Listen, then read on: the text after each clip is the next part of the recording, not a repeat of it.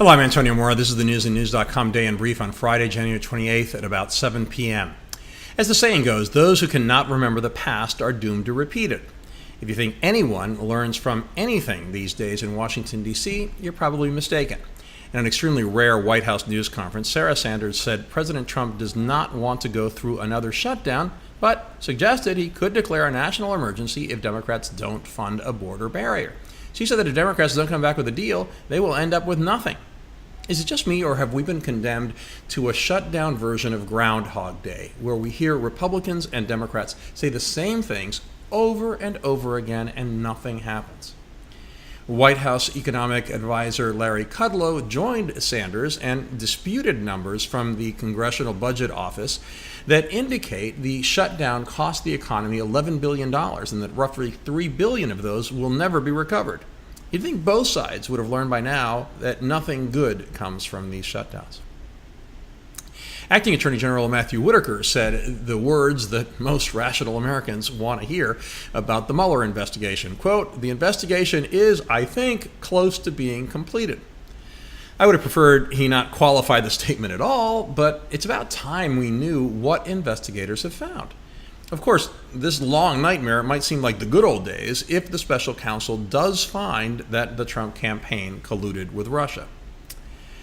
Former Starbucks CEO Howard Schultz says he's considering running for president as an independent. And Democrats are none too happy, worrying that Schultz could be their Ross Perot. For the youngsters out there, the billionaire Perot's run as an independent in 1992 may have helped Bill Clinton beat George H.W. Bush. Fellow billionaire Michael Bloomberg, another possible candidate, warned Schultz not to run, saying an independent candidate could end up allowing Trump's reelection. I'm sure you're biting your nails because of the suspense, but never fear, the State of the Union address will take place, as it traditionally has, in the House of Representatives. Speaker Pelosi invited Trump to deliver the address on February 5th. You really don't want to be living in the Midwest, Mid-Atlantic, or Northeast these days. January has been pretty miserable already, but it's going to end with a double whammy that could affect more than 200 million people. First, a winter storm called Jayden has killed at least 2 people and canceled almost 1,600 flights. The snowstorm is making its way through the Midwest and heading east. Places as far south as Atlanta could get snow. But that's the better part of the weather news. A polar vortex is coming right behind Jayden, and some areas could get the coldest temperatures they've seen in 2 decades. Chicago might see its coldest temperature ever. Yes, ever. One forecast says it'll never get above minus 11 on Wednesday, and the low will be minus 20. That's without the wind chill.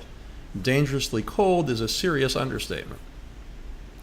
The U.S. is taking drastic action against the Maduro regime in Venezuela, announcing immediate sanctions on Venezuela's oil company. As a result, Maduro will lose access to one of his most important sources of income and foreign currency. Venezuela exports more than 40% of its oil to the U.S. This will undoubtedly further exacerbate the country's economic chaos, putting even more pressure on Maduro. With food and medicine shortages surely to get worse, the Venezuelan refugee crisis could become even more dramatic. A Brookings study had already predicted it would end up even larger than the Syrian exodus, possibly reaching 8 million people in the next couple of years. The general in charge of the Pentagon's Southern Command is reportedly in Colombia, where many Venezuelans have sought refuge to review border issues. But notes captured on camera on National Security Advisor John Bolton's legal pad indicated, quote, 5,000 troops to Colombia. No word on what that means. American and Taliban officials have agreed in principle to the framework of a peace deal. The Taliban would not allow Afghan territory to be used by terrorists. The Taliban would also agree to talks with Afghan officials. In exchange, the U.S. would pull out of Afghanistan. It's a good first step, but diplomats should proceed with care. The Taliban is not monolithic, hasn't proven to be trustworthy, and relying on terrorists to prevent terrorism doesn't seem like a terribly good idea. In a press conference involving acting AG Whitaker, 2 other cabinet secretaries, and the head of the FBI, authorities unsealed criminal charges against Chinese telecom giant Huawei. They allege Huawei defrauded banks, stole trade secrets from T-Mobile, and tried to obstruct justice. Misconduct, they said, quote, goes to the top of the company. The DOJ also filed a formal extradition request for Huawei's CFO, the daughter of the company's founder, who was arrested in Vancouver 2 months ago. This will almost certainly increase tensions with China. In our alternate universe segment, the great divide between conservative and liberal media, if you were listening to the anti-Trump folks, it's a bombshell that Roger Stone said he will cooperate with Roger Mueller. If you're an impartial observer, all Stone said is that he'd tell the truth when asked. There's no question Stone's latest statements were a change in tone from his fighting words after his Friday arrest, when he'd said he'd never testify against Trump. But was there really a change in tune? He still pretty much said he wasn't going to say anything negative about his pal in the White House. For the left, this was a bombshell. For the right, it was irrelevant. Alternate universes.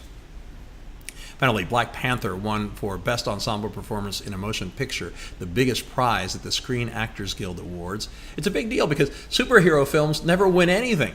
More important, movies with mostly minority casts rarely win anything. Truth is, fun and popular films rarely win anything, so good for SAG. We have all those stories and much more updated around the clock 7 days a week on newsandnews.com, where you'll find all you need to know in one place. Please subscribe to our YouTube channel by clicking on the right of your screen just below this video. Please follow us on Twitter follow me on Twitter at AMoraTV, and follow us on Facebook at Real News and News. I'll see you again tomorrow.